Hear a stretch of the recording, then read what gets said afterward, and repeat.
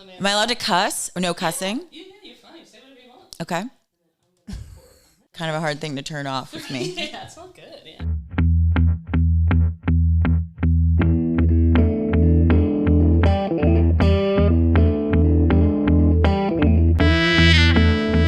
Welcome to the Sapphire Sessions podcast. I'm your host, Nico Sapphire, and on this show, I'm here to provide you engaging conversations with diverse guests on all things entertainment, lifestyle, life as a woman, and so much more coming from the life of a creative. Thanks for tuning in, and I hope you enjoy this episode of Sapphire Sessions. All right. Hey, everyone. Welcome back to another episode of Sapphire Sessions. And yes, that's right. We are breaking the hiatus. I'm your host, Nico Sapphire, and today I have the pleasure of welcoming actor, writer, and director Jennifer Daley onto the show. So thanks so much for being here, Jen, and welcome to Sapphire Sessions officially. Thank you for having me. I'm happy to be here. I'm so glad you're here. I'm just noticing right now how Yes. you have an amazing radio voice. Thank you so You have much. a voice. That's like and that's not an insult because sometimes No, people that's my say fa- that. oh, like, and a face like for you're radio? Not yes. Yes.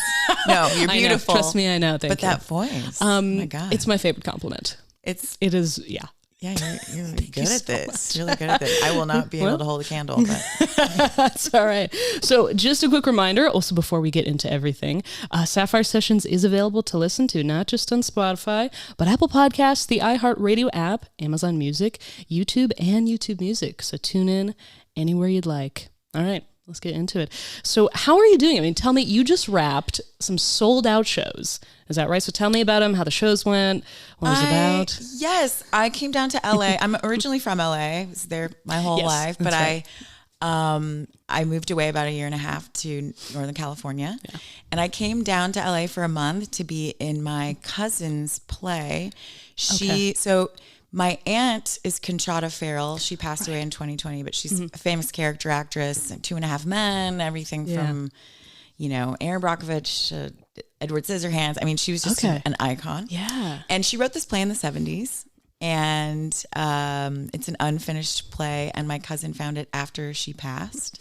Wow. And so she adapted the play, kind of rewrote it, and directed her mom's play. And it's about women in the 70s putting on a play. My character is the director and is going through a really tough time because she's feeling really resentful about how men are treating her. She's queer. So that in the 70s also is a different thing for women. Wasn't as accepted as men. Yeah. Not just men, a gay man was far more preferred than a gay woman. Yeah. And and so she's an alcoholic. She's really upset about a failed relationship with a woman that is in the play. Okay. And so there's all these conflicting things happening, and it was a very awesome experience to work with my cousin. She's an artist, a sculptor from New York, and we've never been able to collaborate on anything together. And then also putting up my late aunt's show. And it was at this amazing theater, the New Theater in Hollywood, which is run by this artist couple that worked in Berlin for many years. And so the scene was really fun. We had the cast was amazing. Coco Gordon-Moore was in it. It was Kim Gordon's daughter. Okay. So that's fucking cool. That's incredible. Everyone in it is amazing. We just had such the turnout was such hip, beautiful people that came. That's amazing. This is a scene. Oh my gosh. Oh my goodness. Yeah. So did you expect that turnout? Yeah. I mean, it was, I don't know. It's a small theater. Yeah. I've done a lot of performance art in the past and a lot of funky, weird, small black box things. And sweet. so I like that. I like the kind of weirdness of it. But it was a real who's who. Okay. Coming through there. Yeah. But it was received really well. And it almost seems like we might do it again. Who knows? Okay. But because it was, it was packed out. Yeah. Wow. That's incredible. Yeah. How many shows did you do? Only 6. Okay. It was last That's week right. and this week. But Yeah. amazing thing about a play is you work on it for really hard for weeks. And then it's just, a short run sometimes. Yeah. Which is totally different Yeah. than film and TV. I mean, I had monologues that were a page long and you're like, gosh. Yeah. And it's so different from memorize your scene for the day for TV. Right. Yeah. Wow. I mean, do you have experience doing plays in the past, you said? I started when I was a little kid. Okay. Yeah. Doing plays. Yeah. Yeah. I did it in school and in community theater, and I really loved it. And then I got an agent and started doing commercials and stuff as a little kid. So yeah. Mm-hmm. Awesome. Well, yes, I would love to get more into the beginning of your acting journey as well. We got to tell the people how we met. So this was because you're a super fan. Yes.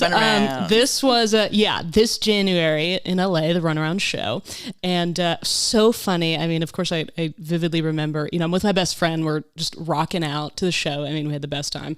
And then, the show ends, and then I see behind me, and I'm like, God, this person looks so familiar. I'm like, it was my best friend, like, holy shit, Danny fucking Mace the whole time was behind us. and now you're here on the pod. So that was pretty epic. I mean, that was so funny. I'm so glad you came and said something to me. Yeah. People definitely had a funny reaction. I didn't think about it at all going into the show. I actually went to the San Diego show the night before. I remember you telling me that. Yeah. And it was weird. It was kind of hilarious because I brought my best friend Dominic for his birthday in San Diego. Okay. Yeah. And he was freaking out because he was like, the best gift for my birthday is seeing everyone recognize you as Danny Mace, because he was cracking up because people were bum rushing me and just excited. And I didn't think about that at all. I was just like, oh, I want to go see my boys. So funny. I want to go see my boys play. Right. And then I was like, oh, right, I'm in the show. Yeah, that is so funny.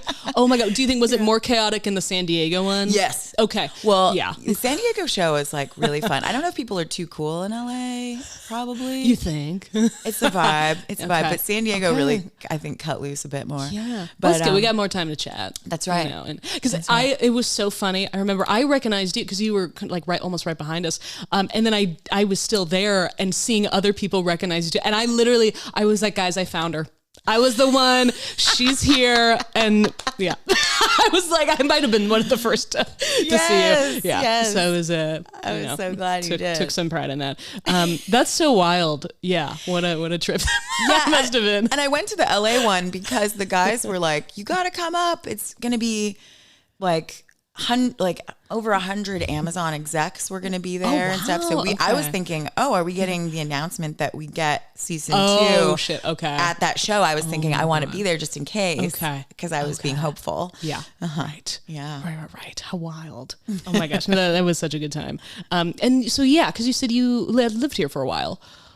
LA? Yeah. Oh yeah. I mean, I'm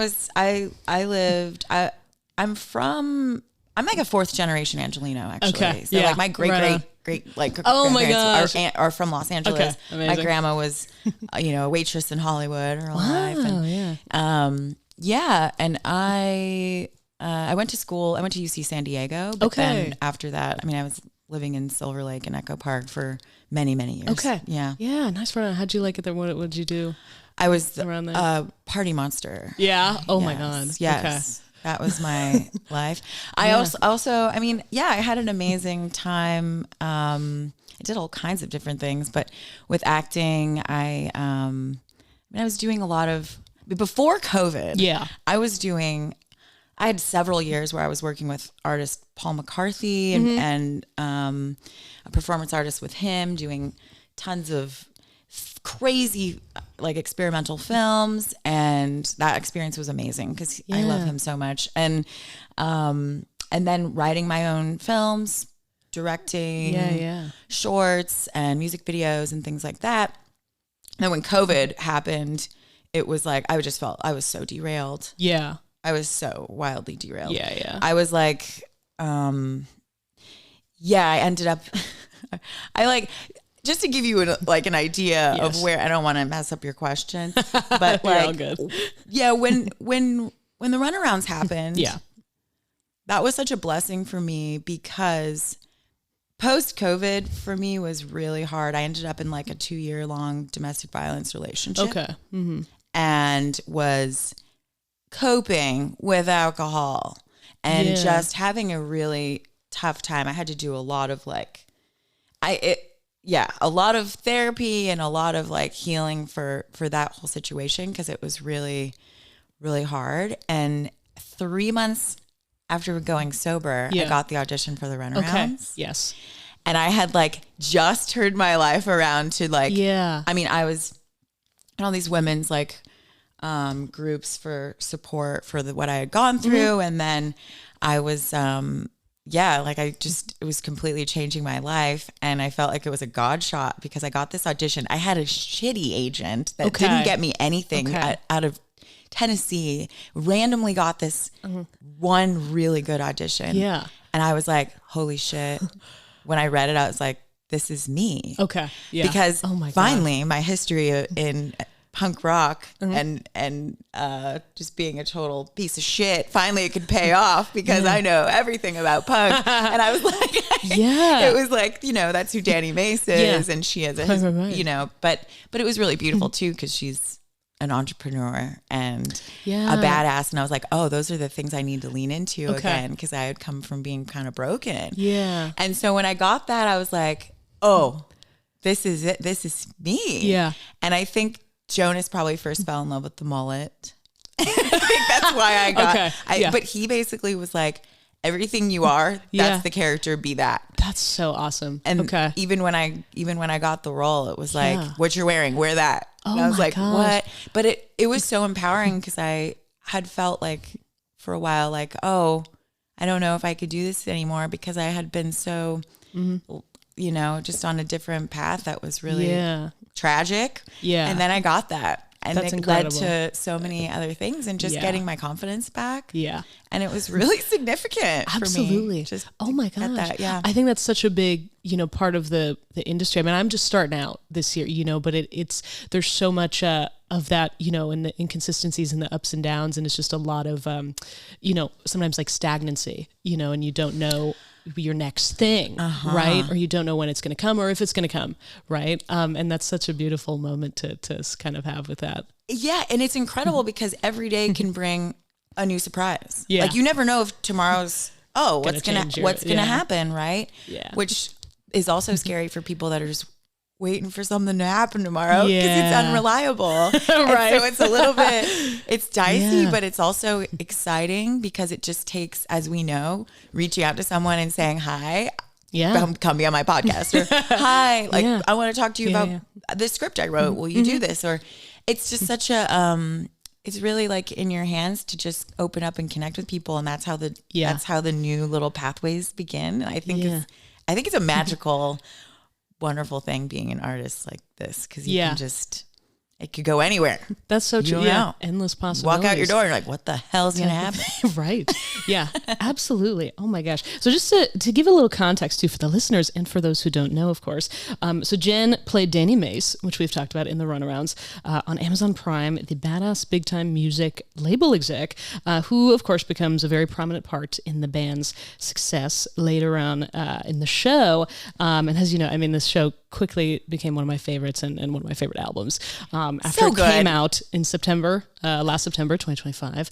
I mean, just incredible. Isn't it a great, I mean, and I refuse to talk about it in the past tense just because we were canceled. Isn't it a great show? It's a freaking fantastic show. The kids are amazing. I still say kids because I feel like the old lady, but they're adults. They are adults. But them being about my age in that, yes. Right. Oh, you're a kid too. Them being, you know, they worked so hard and were cast in the band like years prior and had been working at it for like 5 years before the show even. Right. So, and also not knowing, right, if it was going to kind of like actualize. Right. Yeah. So for us to get the season one was, I mean, even just to make that happen was a big deal. But I mean, them going on tour, they're so talented. Yeah. And also just amazing people. Yeah. They seem like it. Absolutely. And I really did want this for them because I wanted to see where the journey would go, but they're on their own journey now. And as am I and all the other people in the show. That's incredible. But you did kind of want to know what the hell was going to happen because it was such a good season one. Yeah. It did not get the marketing it deserved. That's for sure. You don't think so? Okay. No. But I mean, I think personally, I think that Amazon made a mistake because the tours speak for themselves. Yeah, that's so true. Selling out tours over and over again. I know. They're so incredible live. Yeah. That in itself is like promo for the show. So I'm not gonna just dwell in it, but I will say mistakes were made. Yeah. And then that's okay. Yeah.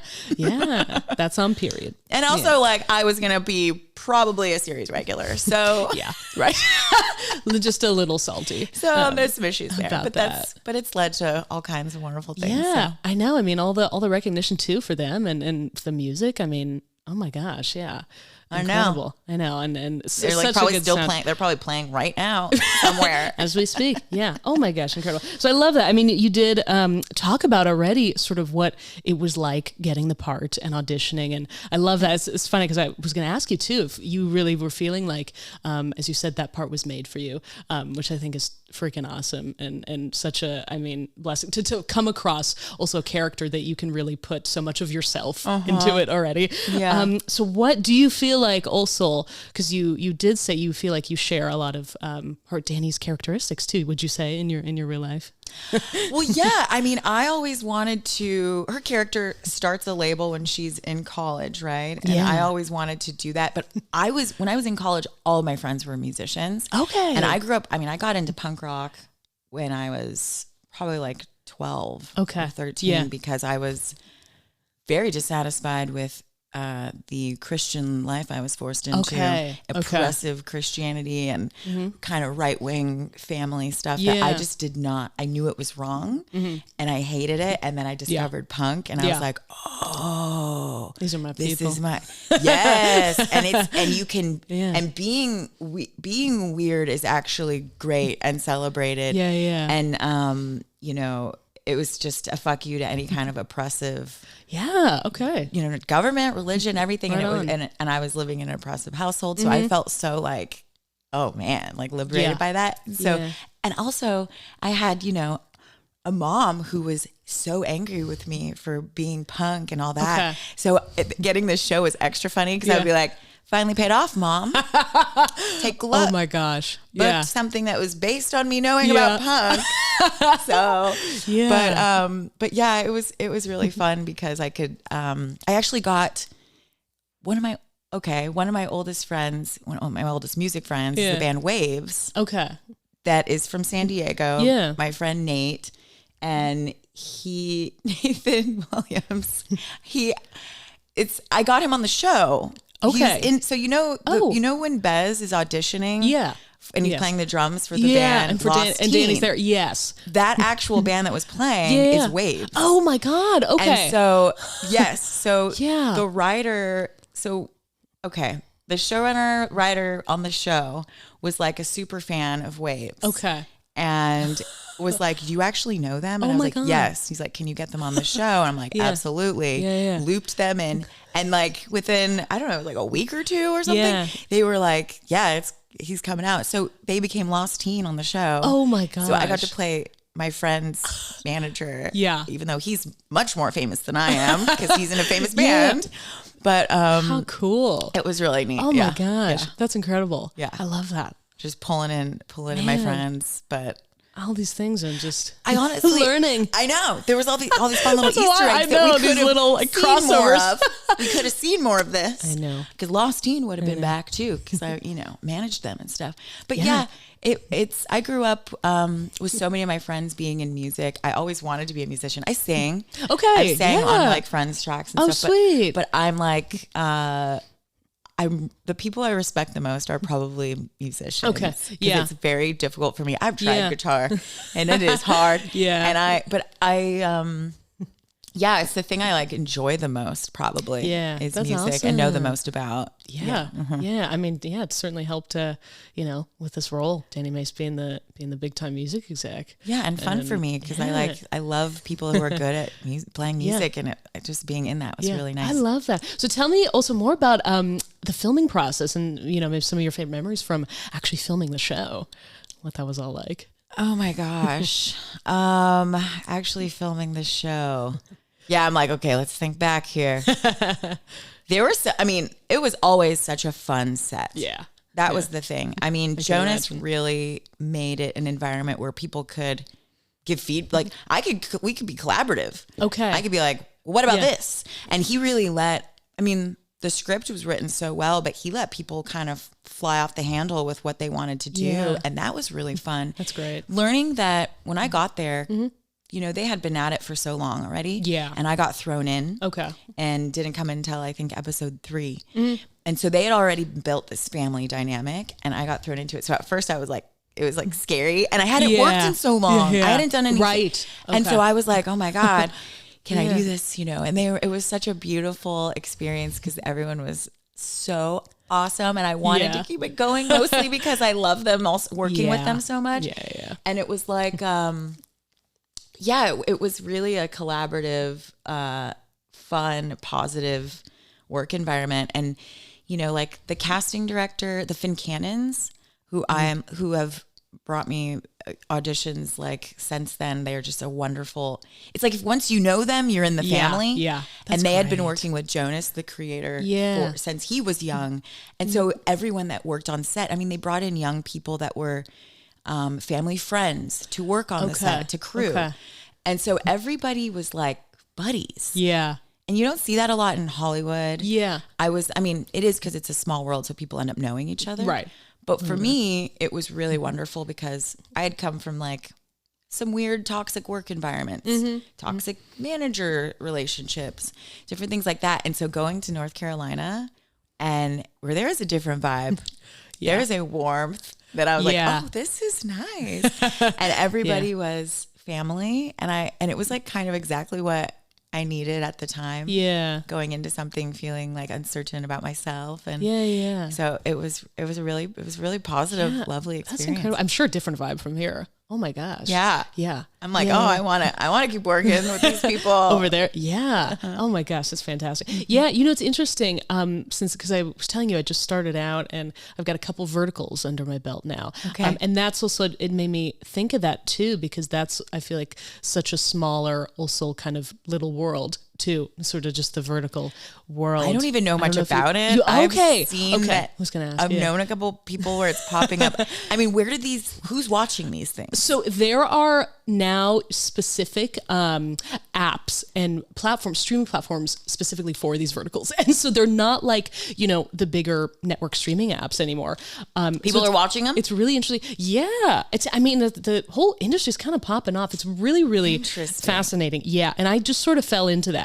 But that's kind of what's going on here. At least there's a lot of that in LA right now, because I'm obviously stationed here. And so that's just kind of what's going on around here and stuff. When I look at breakdowns too, like I still love to look for like indie stuff that is interesting to me on like Actors Access and everything. And I've been seeing all these like vertical short form or whatever. Where they are. I'm like, what the fuck is this? That's okay. Yeah. But it really is, like what you were saying with casting as well. Cause the two that I got also, they were from the same casting director, which was really cool. And there was somebody else, I think from the first one I did too, that they also wanted to get him in the other one that they did. Hey, you're building relationships. I know. It's cool. Yeah. You're just starting that small world type, but it feels good, right? Right. Yeah. When you start knowing people and they bring you back because they like you and absolutely. Yeah. Yeah. That's a whole different, that's funny. You haven't heard much about the vertical world. I'm old. I'm an old lady. We don't do verticals. Oh my God. Yeah. We'll see where all that goes. It's very interesting. You'll have to send something to me so I can see what the hell it is. Yes. Oh my God. And they're I know what a phone is. I know what vertical is. Yes. And they're very over the top. It's really, really interesting. Somebody I met on set on one of them that I did, it was really funny. He described them as kind of like telenovelas, but in English. Oh, great. To kind of give sort of what they're... It's kind of like the other show I'm doing is a little bit... That's right. A little over the top. Yes. I can get behind that. It's interesting. It's probably fun. Are you having fun? It is. It's a great time. Yeah.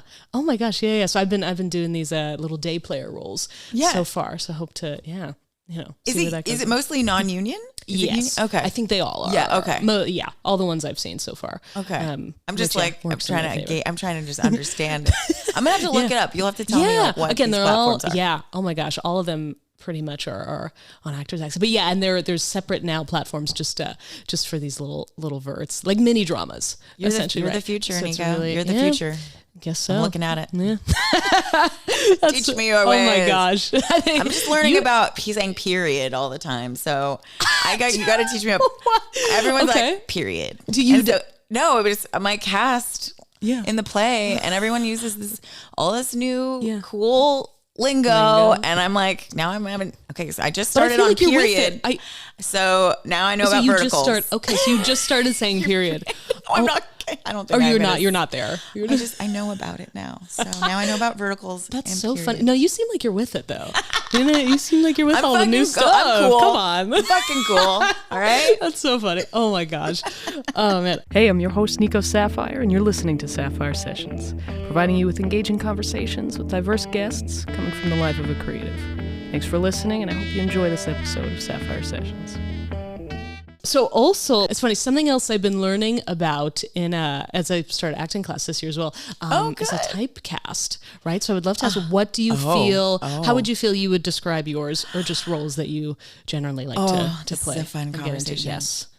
Well, I mean, so I've had every type of hair, and so a lot of times that will dictate it. Okay, yeah. I mean, I think like, I've been like, I've been stripper with a heart of gold. Okay. I definitely can do like, neurotic, like addict type of people. But now it's fun because I'm getting like cool mom. Okay. I'm getting cool mom. Oh my God. Okay. Let's go. Which is fun because it's like, 'cause I'm like, I'd like to be a mom. I can do this. Yeah. I'm not one, but I'm going to play one.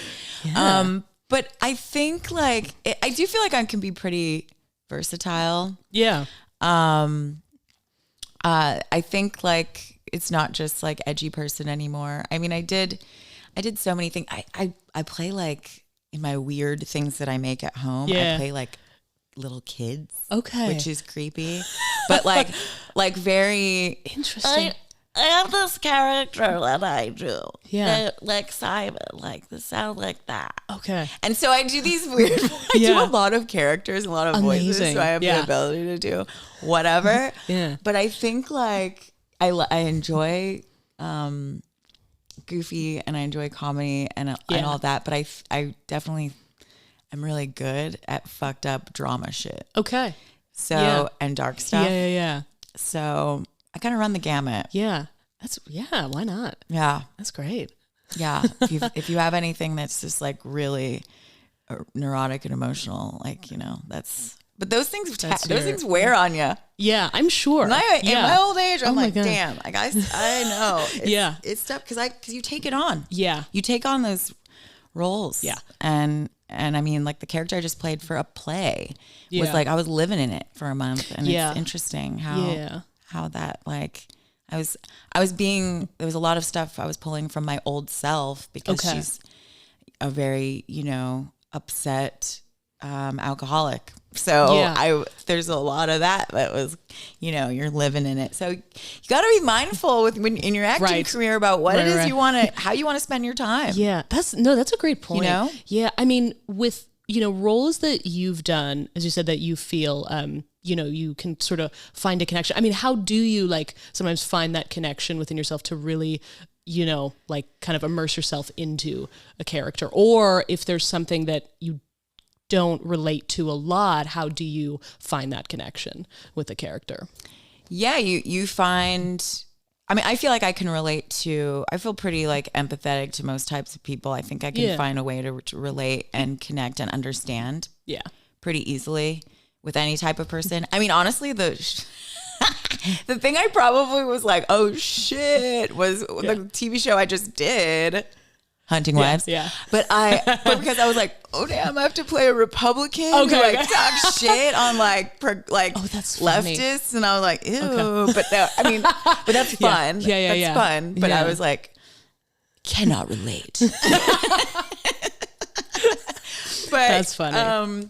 But yeah, I think I can find. You can find a piece of yourself in everyone. I think like, I am you, you are me. You know, there's a way to find a way to relate. Yeah. I think. Yeah. That's great. Amazing.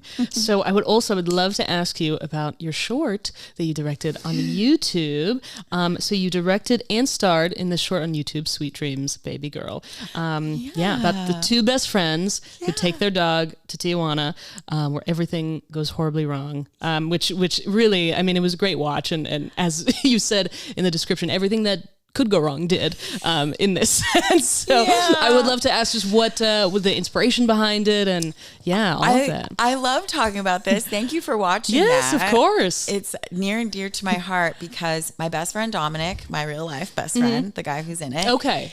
He was that was his dog, and he was really bummed in real life about not having had surgery for his dog's tumor, and it got out of control.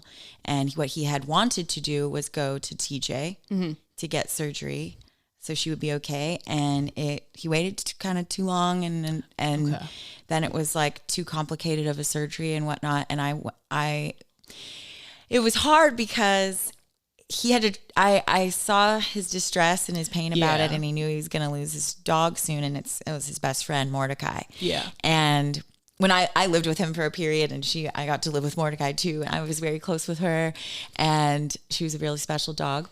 And I was like, let me make something about this. Yeah. Let's do the thing you wanted to do, where you wanted to go to Mexico. Okay. And so I wrote this script that was based on the real thing, sort of. But she passed away right after we filmed it. Wow. Pretty close to after that. So I was like, I want to memorialize her and memorialize his feelings around it and the experience and our friendship.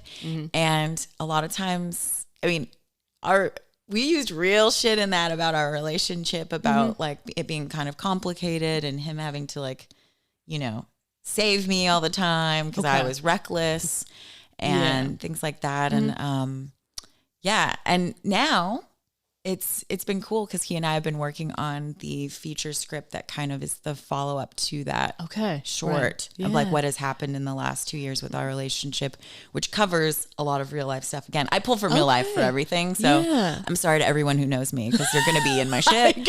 Sorry. Right. But it's just material. It's just... That's what it is.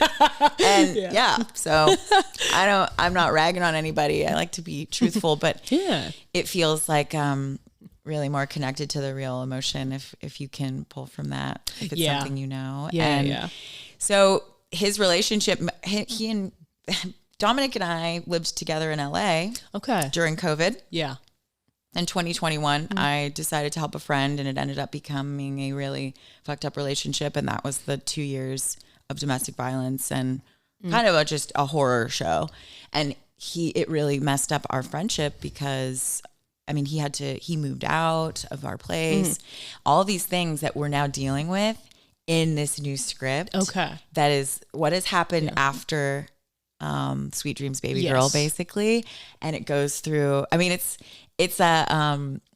sort of a recovery journey. Also, we both meet back in LA. Okay. And to revisit a bunch of stuff. And we've been doing this very cool thing. If you're a writer, and if anyone's listening is a writer and you need to get a jump start on just getting going with a script that you're wanting to collaborate with someone on, try this fun thing that we did.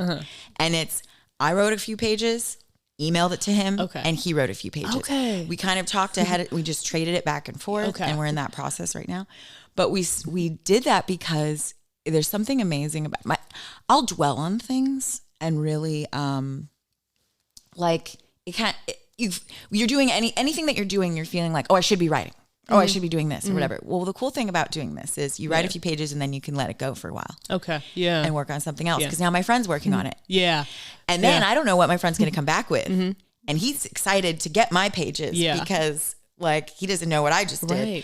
And we had a framework that we started with. And of course the structure is you're going to have to work on the structure afterwards and take a pause and have a meeting and adjust together and rewrite it together afterwards and see, but if you need to just get your ass in gear, it's a really fun exercise to kind of see what we want to talk about, what is it that we're wanting to make, and just kind of get into the practice again if you haven't been writing a script with another person in a while. Yeah. That's great. It's a great process. Oh my God, how fun. Yeah, because I was going to ask too what that was like obviously directing and writing it, and also starring in it, like doing pretty much everything. Well, that is very cool. I like to, shooting in Mexico is amazing, first of all. Yeah. I love Mexico so much. Yeah. It is nothing like shooting in LA. Everybody wants to help you.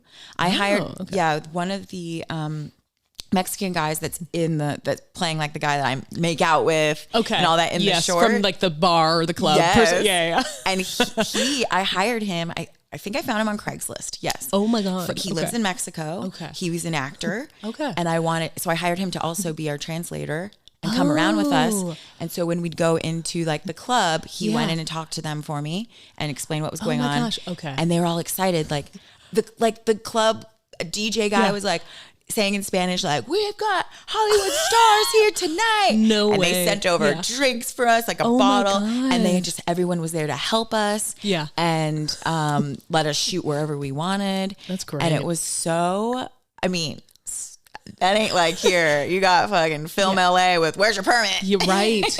Right. Yeah. So that experience was really, really cool. Wow. And we could also just like shoot stuff on the fly. Like that ending, I really like. For a lot of things that are pulling from real life, I love to have a lot of times an outline, and then work on dialogue and scenes that we know and notes that we want to hit and an arc that we want to hit. But a lot of times, I love an outline, so that you have freedom in the moment to do other things, and let a real conversation happen. So I wrote the script, but also let it be loose so we could have real moments where we work out real things. Okay. And that's what was happening in that movie. And that's kind of what I plan to do for a lot of the things that I direct. I really enjoy doing that. That's great. Yeah. Work out something real that you're experiencing in this moment. I'm sure that's so helpful just for the creative process too, and to, as we talked about earlier too, just kind of really immersing yourself into the scene. Right? Yeah. It could be a little scary for some people that are just used to, a script or whatever. That's why Dom wasn't an actor, and he's like an amazing actor in it. Yeah, right. He's so good. Yeah. And he's a musician. Okay. I love my thing I want to do for the rest of my life is have musicians be in my project acting. Musician to actor pipeline. Seriously though? That's oh my God. But think about it. Runarounds? I know. My friend Waves. It's pretty incredible. But then it's so authentic too, especially because in these examples as well, and they're playing who they are. Yeah, you know what I mean. Right. And so it's so you can see it. It doesn't look like a performance necessarily. Totally. They're used to performing, but now it's just like, okay, I just be myself. Something magical happens. Yeah. That's pretty incredible. I know also in the show as well, that the creator did, because you were saying for your character too, but did kind of base the band's characters too on who they are as well. Totally. Type of thing. Yeah. Jonas did that. Yeah. Yes. Yeah. I mean, he learned about their families. He learned about the actors' families and like what their backgrounds were, and based there's kind of story on that a little bit. Yeah. So I mean, I love that. I love Jonas for that. I was like, oh, I see eye to eye with this person because I just thought that was wonderful. Yeah, that's pretty incredible. I just like the sort of flexibility, I guess, of it. Yeah, and also like it just makes things were more rich. The story's more rich if you actually like taking from real life and giving. I mean, those kids hadn't acted, a lot of them, right? Yeah. So like, I'm just like, this is pulled from my real life. Yeah. Oh, that gives it a whole level of authenticity. Absolutely. Yeah.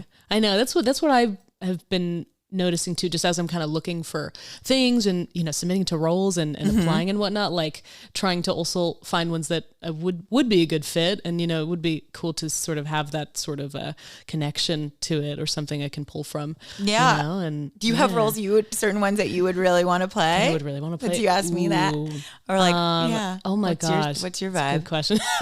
I've been having a lot of fun with the like comedic stuff. Well. I think that's been fun.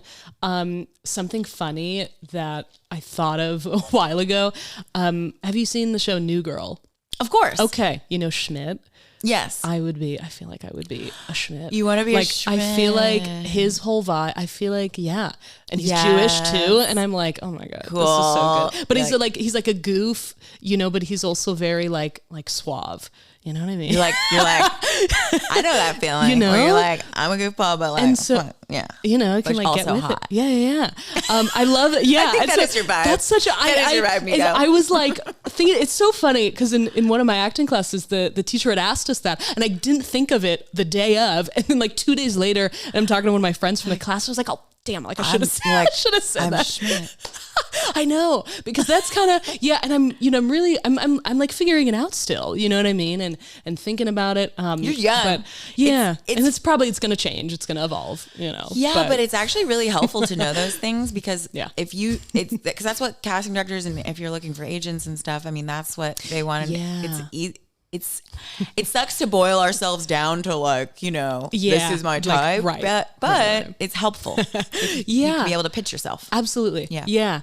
So I think, so far I've been, you know, doing slightly more comedic stuff, a little bit more lighthearted stuff, but I feel like I could also do, you know, even just more like emotional stuff too, a little bit, you know, so I'm just I'm testing it all out, you know. I hope you don't have a very emotional, charged past, but I don't know if there would be a lot. But I definitely have.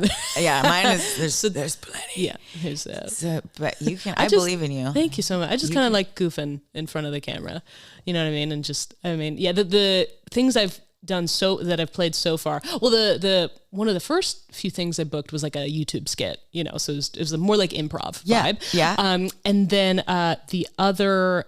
Verticals, the first one I was a male guest 2, so it was like male guest 2. Yeah, so it was like a gala scene, you know, like a kind of upscale sort of vibe, you know, environment. And then I did what's the second? I did a reporter. The second one, I played a reporter. And so, yeah. You know what's great for you? And you tell me your preference on this, because I didn't ask your pronouns. Okay. What are your she, pronouns? her. Okay, great. Yeah. Because I was gonna say, I mean, now listen, I've done queer. Yeah. I mean, I am queer, but I also like with the short hair. I know, right? Because it's Hollywood. They love to make it simple for people to digest and understand. Yeah. Where it's like, oh, this is a gay person, or whatever it is. But with us, it's like I think we could be very versatile in that way. I know, it's like, you can. Right. You can play whatever you want. You could be male guest 2. You could be female reporter. You could be whatever you want, which is beautiful. Right. Yeah. I love that. I know. It's been such a fun journey, and just all the different things. I've been having a lot of fun with that. Yeah. You know. I mean, I would love to do different kind of, you know, change it up too. I'm like, those were very different, which was fun. So I'd love to just kind of explore different things, different types of characters and whatnot, you know? Yeah. So you're going to be figuring it all out. I love that. It's fun because I that's what this something that my one of my hairdressers said too. He felt like I would do well because I have a unique look. The hairdressers know. They know. I mean, who I like you said one of my hairdressers. You're like, we're high maintenance. I have I have like a team. You know what I mean? I have like a hair team. Oh, you're at ready. This point. You're ready for fame. I got the color guy, and then the one who does the cuts. Yes. Obviously, it's a whole. You know what I mean? I'm just learning I was cutting my own hair for a long time. I just mulleted myself all the time. Right. I think I saw oh my God, yeah. With the razor comb, and I just fuck around, and now I'm like, this is high maintenance. You gotta it is. The shorter, I know. Get it done. It's like you wake up and it looks insane. I look insane when I wake up. Yeah. I know. Oh my gosh, I freaking get it. I see you. My poor fiance is just That's so funny. He's so cute and supportive and does not care what I do and just loves everything. Yeah. But when I got it cut when I came back to LA for the play. Yeah. And I was thinking I was growing it out. And then I went to her, I was like, I just need help getting it less helmety. Okay. And then she really cut it short on the top. Okay. And I cried. Oh my gosh. Oh, I lost sleep because 2 nights in a row, I was like, I'm a little boy. No. Oh my gosh. And I was just thinking, like, because I'm getting married this year. Yeah. And I was like, I'm just going to you little boy. And I'm fine with that actually, because that's who I am inside. Yeah. That's who I play. I play Simon. Yes. But yeah, it was funny because I was thinking, is my fiance gonna be annoyed that I just don't have my mullet anymore? And he was like, "You look hot," and that was it. I'm like, what do we stress about this shit for? Yeah. That is so good. Oh my gosh, yeah. Sometimes it, a little bigger in our head. Yeah, right. A lot of that. Yeah, in reality. But no, that's so true about the short hair and the maintenance. Oh my gosh. I mean, now I get definitely more frequent cuts. Got to keep it. I know. Keep it kept. Right. And otherwise, helmet. Oh my gosh, I know. When waking up is it's always an adventure, and it's always a surprise what it's going to look like. But this is fresh as of like 2 days ago, so we're be good for maybe about a month, and then it'll start looking a little funky in the morning. But it's okay. Nothing a little water can't help with. When I start hacking at it myself, that's when we get into trouble. I have razor combs and I just go at it and I'm like, oh shit. Yeah, I would be too afraid to touch it. Oh my gosh, it's just also because we just spent so much money. I know, you're just smarter than me. I've done I bleached the shit out of it. Yeah. My hair was like falling out when I was doing Runarounds, probably because I had just colored it so many different times. Oh my God. It was pink, it was orange, it was red, it was blonde again. Oh my God. COVID made me very chaotic with the hair. It was like, who gives a shit? Right. I can do whatever I want. Gosh, mine got pretty long during that time. Oh my gosh. Yeah. But that's the time to experiment, just kind of have fun with it. Who cares? Yeah. Who cares? It's always the time to experiment. It's always the time. That's my argument. It's always the time. Yeah, never a bad time. I love that. So we did obviously talk about that unfortunately the Runarounds is not renewed for season 2. That's right. But we also talked about what you just wrapped filming. Hey, I'm your host, Nico Sapphire, and you're listening to Sapphire Sessions, providing you with engaging conversations with diverse guests coming from the life of a creative. Thanks for listening, and I hope you enjoy this episode of Sapphire Sessions. Yes, Take it away, Jen. I'm a new hunting wife in The Hunting Wives on Netflix, season 2, baby. Let's go. Yeah. My character is Stacey Marshall. Amazing. And I don't know how much else I can say, but it was a blast. We know how fun the show is. Yeah. Oh my gosh. Oh my God. So getting that was hilarious. And it's so, could not be more different from other characters that I've played. I mean, I won't say who I am, but you know the show. Yeah. And I'm so excited. I'm so excited about this show. It's so silly. And we'll see where it goes with me. I have no idea. So exciting. They write while we shoot, which is fun because even getting the part, you kind of don't know what's going to happen. Okay. So I won't say everything, but I did a few episodes and I just while I was there, I was like, I don't even know where this is going to lead. And I still don't know where it's going to lead. Wow. Okay. So that's how exciting it is. Oh my gosh. How fun. Yeah. And they're like, that show is sick because it's all these amazing women in it. Yeah. I mean, and then the creator showrunner is this amazing woman that Rebecca's amazing. The directors are all different women. Yeah. And it's just a good awesome vibe. Yeah. And everyone takes care of each other and it's a really fun environment. That's so cool. Was that show that is also filmed in North Carolina? It is. Okay. Yeah. Yes. Wow. Runarounds was Wilmington. Okay. And Hunting Wives is Charlotte. Okay. So I know. I'm like, do I need to be in I guess I'm moving to North Carolina. Yeah, I guess so. I hope a lot of work California. comes back to LA. Yeah. I want to be here to book jobs. I would love that. Yeah. I'm worried about this town. Yeah, that's it's interesting. Somebody also I met through acting class was talking about that and how people are, I think also production, they're not wanting to shoot a lot here is what I heard. And then he was saying people should look for agents elsewhere too, maybe. And I will give a tip. Yeah. Maybe this is something for you since you're working on this for your career.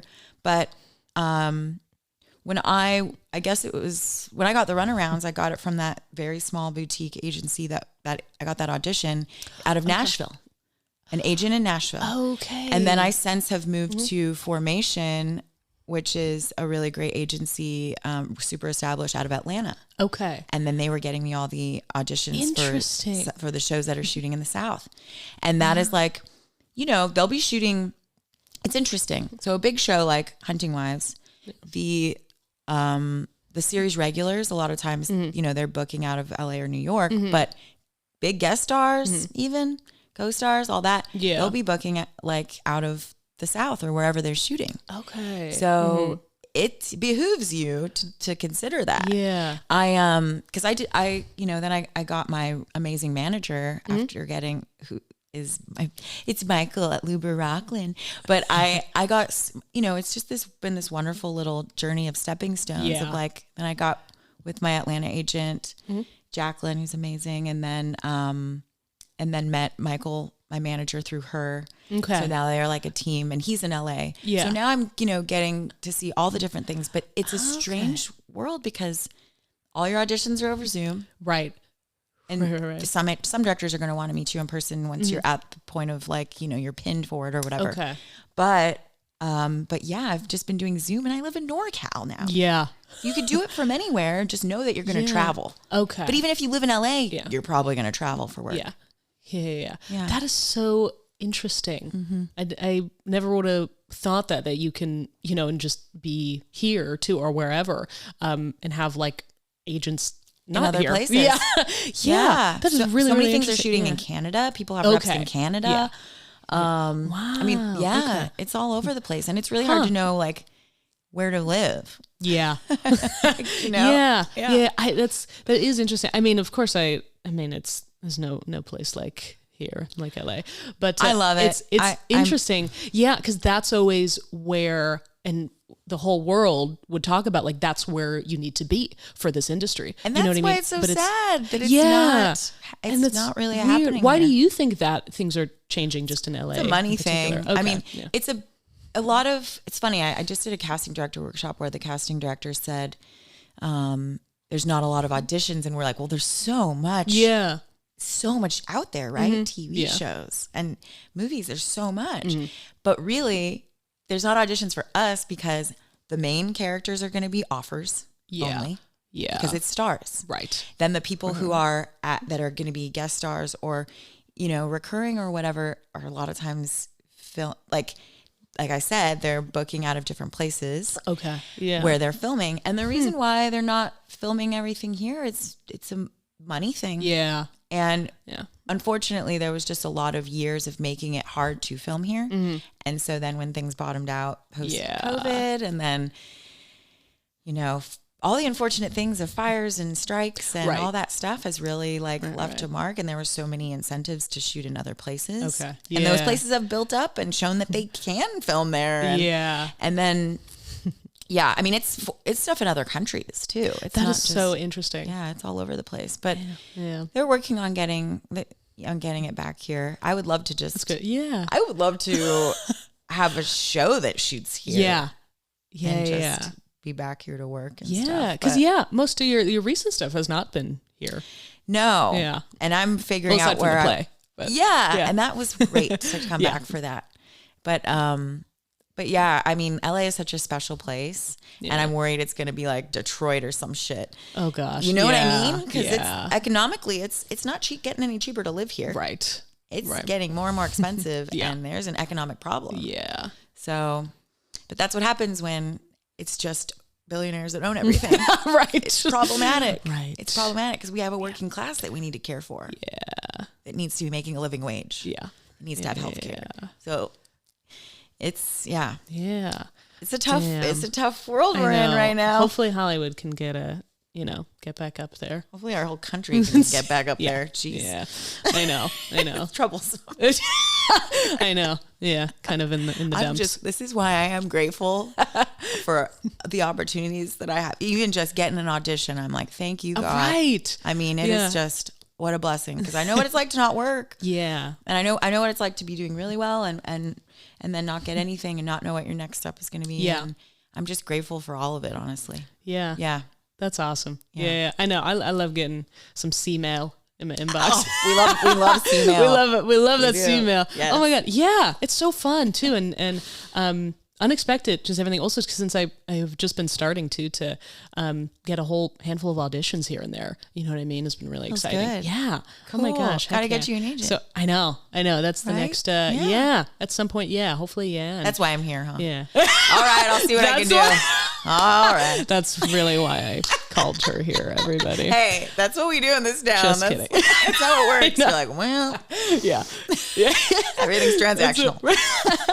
Oh gosh. No. Oh man. No, we tight now. We like. That's right. Hell yeah. We freaking buds now. Come on. I'm so glad. I love that. Yeah. No, it's so fun. It's just been fun. We'll see where it all goes. Also, I was gonna ask too, what because we've talked a lot about Honey Wives. What was that like? Also finding out about, or how did that come about? You getting the part in the show? Yeah. I mean, that one was quick. I was like I think it was my first audition with my agent in Atlanta. Okay. And I got the first thing, and she was like, okay. Which is, wow. Yeah. It's hard to, the competition is crazy right now. Yeah. I mean, it just is. It's just a lot of people going for like some, small amount of roles. And there's a lot of actors. Yeah. There's a lot of us trying to do this. And so I was stunned. Yeah. And one of the questions was, are you willing to cut your hair? Okay. No, Pixie. And my gosh. And you always, note for you. You always say yes. Oh, a lot of times you show up to things and they don't actually want to do the thing they said. Okay. But if they ask you if you can skateboard, say yes. Yes, I can. Because oh shit. Now if they want expert level stuff, be careful. Yeah, okay. You don't want to show up to set. Oh boy. But I was always taught that like don't shut the door on yourself. Okay. Because a lot of times you go into a shoot and it's like you're holding a skateboard. Okay. Or like you can, if it's movies and TV, it's maybe different where they really need you to do the thing. But commercials, oh my God. Oh, that's good. But this was a, it was really quick. I think I did the audition. I was on a trip. Oh yeah, I was driving to Tahoe and I'm on the road in the mountains and I was like, no service.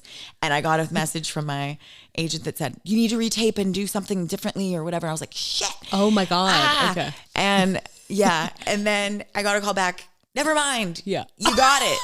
Oh my God. You didn't get it. It was like, I'm like, oh my gosh. No service. And I'm like on this mountain road, like, okay, I don't know what's going on. But you know what's great about something like that is just being able to be okay with whatever answer it is. Yeah. And just like, hey, that's just life. And my fiance was like in the car with me and he was like pulling his hair and he's like, how are you doing this? This is so crazy that they do this to you. And I was like, this is showbiz, baby. You just don't know. You never know. And you have to be okay with whatever comes to you. Yeah. And I didn't used to feel that way because that way it's like, no matter what, it's just, it's all exciting. It's all a blessing. It's like, whatever. It's, it's all of it's a gift. Yeah. And so when I was like, okay, I do got it. All right, sweet. Yeah. Fly out in a couple days, sick. Yeah. And when I got there, awesome. Mm-hmm. I was like, oh, you really are cutting my hair. Yeah. my perfectly curated mullet. No. Oh boy. Yeah. But it's okay. I actually like it. That's good. Yeah. I'm the only person on there with the short hair. Wow. Okay. Makes me stick out. Yeah. I'm sure. I'm the zany one. Yeah. And I'm good with that. I know for some reason, there was a whole conversation about Margot's wig in the season 1.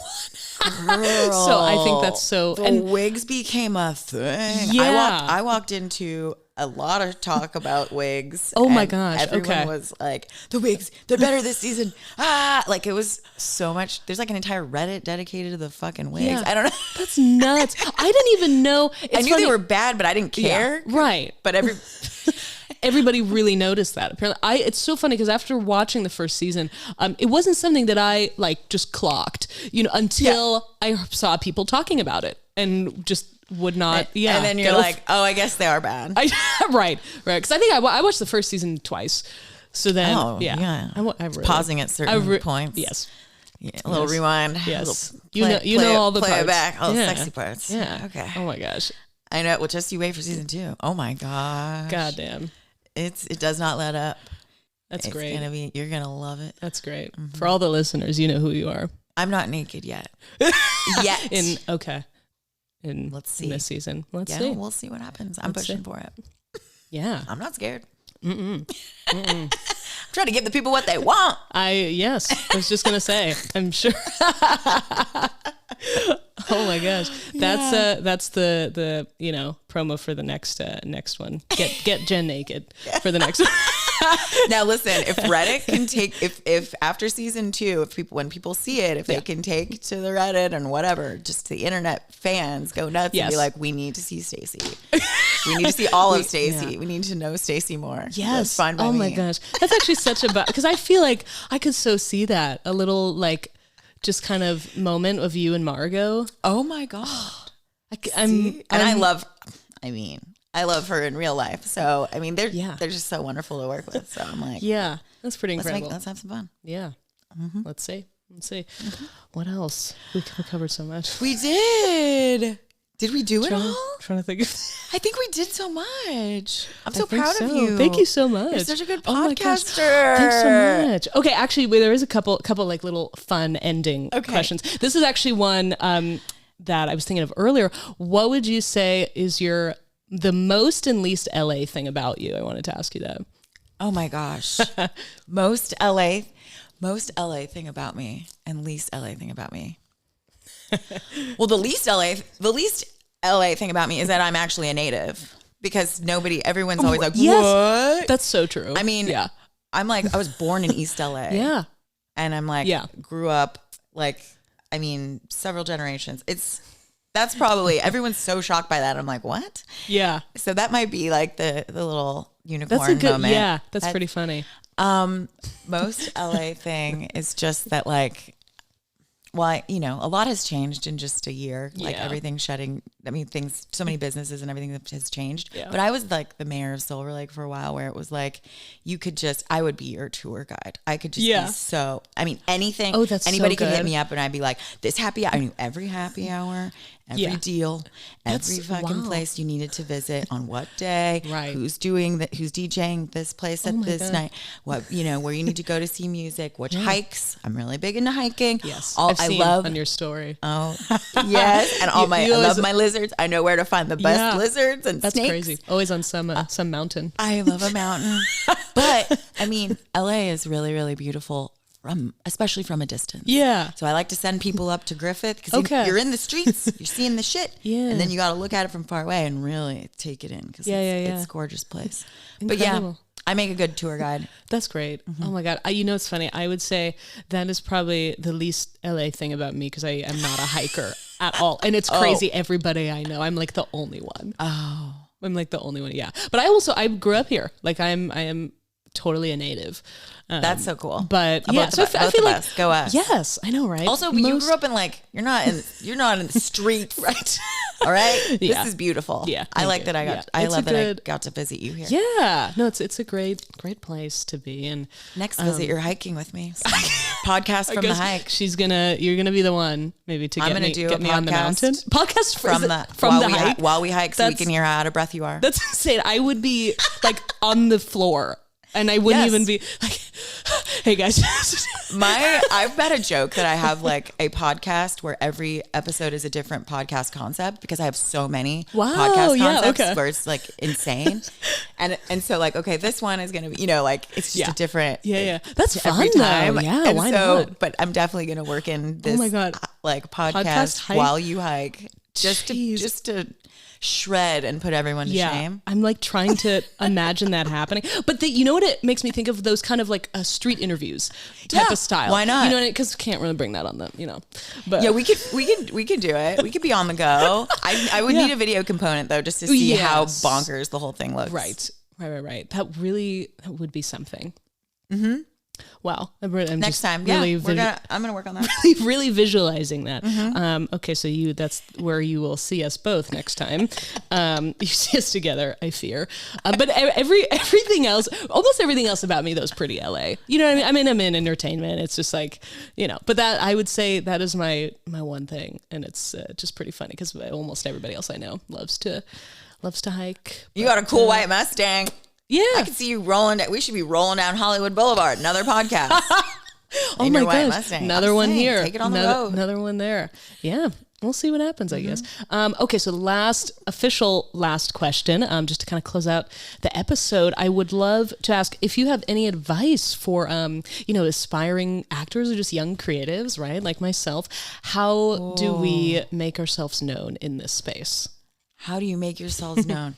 First, I would say you got to be right with yourself first, because it's very easy to fall into the what does everybody want to see, who should I be for everyone else. And I'd say the thing that was really tough, what made things tough for me, was losing sight of what's actually important and myself. Meditate, find a spiritual practice that keeps you understanding what's actually important in life first, and that will help you know what is important for you to make and what you want to say. Okay. Yeah. You'll know, like, oh, who am I? What's important to me? What is going to be relatable for other people? What's going to help other people? Is it comedy? Yeah. Is it this? But it's being true to yourself and not being just pulled in every direction by what is trending or what it feels like other people want from you. Is, I think, number one. Yeah, that's great. That's really great advice. Beautiful. I know from experience words. Because I did it the other way for a long time. Yeah. So everybody listen to Jen. Pretty much. So amazing. Oh my gosh. Well, thank you guys for listening to this episode of Sapphire Sessions. And I want to thank you again, Jen. Oh my gosh. Thank you for being on and just for being so cool. You're so cool. This has been lovely. Thanks everyone. I'm so glad. And as always, you guys can stay up to date with all my shows on Instagram and TikTok at nico.sapphire and at Sapphire Sessions podcast for all the latest on all things pod related. And just another reminder, you can continue listening to Sapphire Sessions on Spotify, Apple Podcasts, the iHeartRadio app, Amazon Music, and YouTube. And Jen, tell everybody where they can find you. Oh my God, in outer space. Yeah. Total snooze on Instagram. I don't know. Where can you find me? Sweet. I guess that. If that, yeah. So yeah, keep up. Hit me up. Yeah, talk to me. Keep up with Jen. And you hit me up and we talked. Exactly. Isn't that great? Yeah, she posts a lot of cool stuff on there. Fun stuff with the lizards and the mountains and the plays. That's right. That's right. Oh, you're the best. That's wild. All the things. I love it. It's a great time to catch up on there. All right. Well, again, congrats on all your success. I mean, just what a pleasure, and hope to have you back on again sometime. Thank you, definitely. Yes. Oh my gosh. All right. Well, we'll see y'all next time. Bye. Thanks so much for listening to this episode of Sapphire Sessions. Production brought to you by me, Nico Sapphire. I hope you all enjoyed it. If you guys have any ideas of topics you'd like me to talk about or guests you'd like me to bring on, feel free to reach out on Instagram at Sapphire Sessions Podcast or my personal page at nico.sapphire. Thanks again, and I'll see you next time, only on Sapphire Sessions. Yeah! How'd that go for you? Amazing! Did you like it? Yes! Good. That felt good to me. Felt good to me? Wow, felt good to you? Felt good to me? Holy shit! Good. Yeah. You did it! Oh my god! Wonderful. That was pretty freaking awesome. That was, yeah. I didn't say anything like super offensive. I didn't like fucking.